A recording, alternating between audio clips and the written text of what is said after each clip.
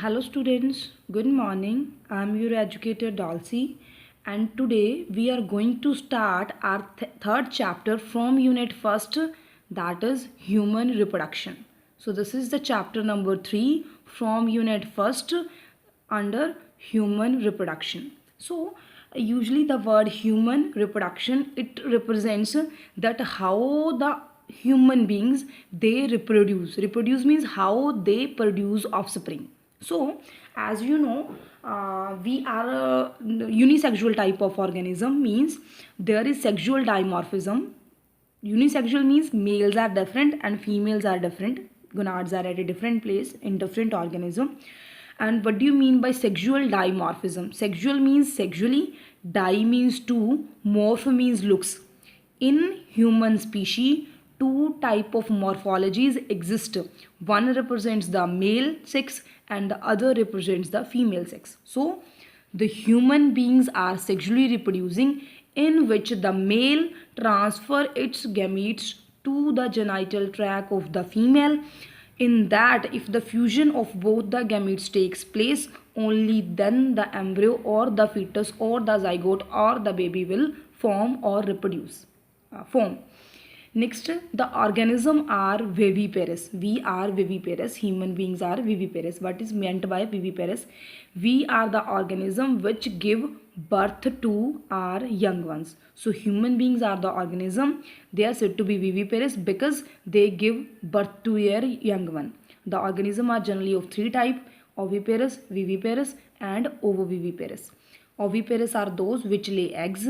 Viviparous are those which give birth to their young ones. And oviparous are those which first give eggs, then they carry those eggs in pouches. Those eggs or then develop into the new baby under the pouches. The example of ovoviviparous is the marsupials. So next, as you know, in reproduction, essential point is the gametes, which when join or fertilize, they form the baby. So first event of the sexual reproduction is the formation of gamete, that is said to be the gametogenesis. Gametogenesis, gameto means gamete, genesis means formation. So the formation of gametes is said to be the gametogenesis. Gametogenesis is usually of two type. First is spermatogenesis, second is oogenesis. Spermatogenesis is a process in which the formation of spermatozoon occurs in the testes of the male that are present in the scrotum region, and in the female that is said to be the oogenesis, in which the formation of ova takes place in the germinal epithelium of the ovary. So next step is the addition of the male gametes into the female genitalia, that is said to be the insemination. Next term is insemination. It is the process of transfer of sperms into the female genital tract, okay, into the through the vagina into the uterus region, so that the fertilization occurs in the fallopian tube. So next term is fertilization. It is the fusion of male and female gamete, usually the nuclei, which result in formation of the zygote. So three terms are: first is gametogenesis, second is insemination, and third one is the fertilization. After fertilization, important point is the implantation. So the next term is implantation. What is implantation? If the zygote form, so it is necessary that that zygote is accepted by the female uterine wall, so that it can harvest or abstract nutrients from the female mother. So after the formation of zygote, the development of a wall, that is said to be the blastocyst, it occurs.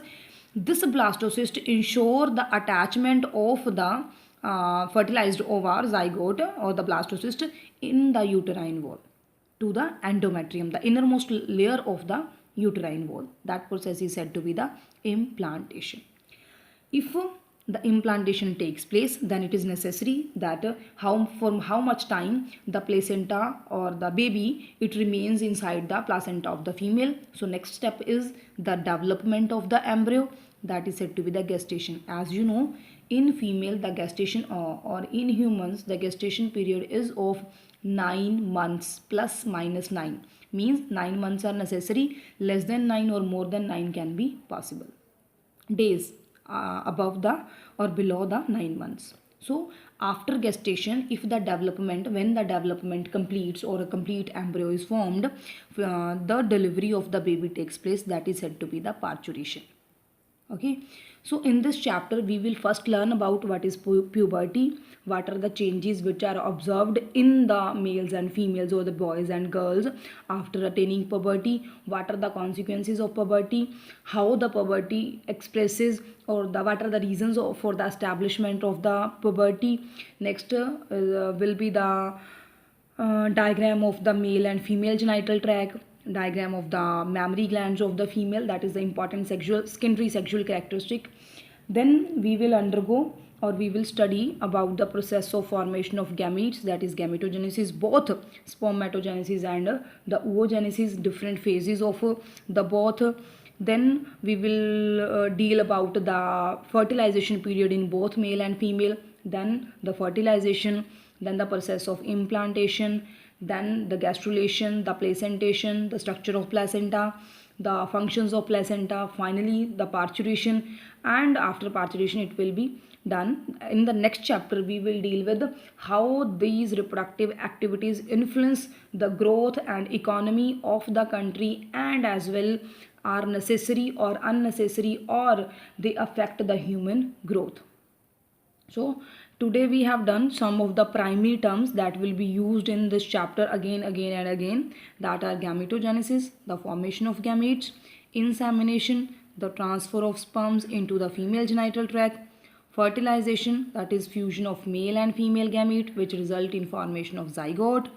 Next is the implantation, which occurs when the blastocyst get embedded into the uterine wall, that is endometrium. Next is the gestation period, in which the development of the embryo takes place, which result in complete formation of the organs and limbs, reproductive health, and all kind of activities development is said to be gestation, so that the baby get ready to deliver out of the baby body or womb of the female.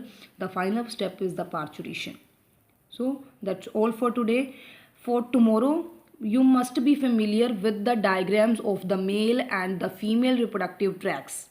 So draw the diagram of the male and female reproductive tract first on your notebook. Then I will explain the each and every structure and how they help or how they control which kind of character and which kind of gland is responsible for which kind of character in detail. And in next lecture we will deal about gametogenesis, the first event of the sexual reproduction. That's all for today. Thank you.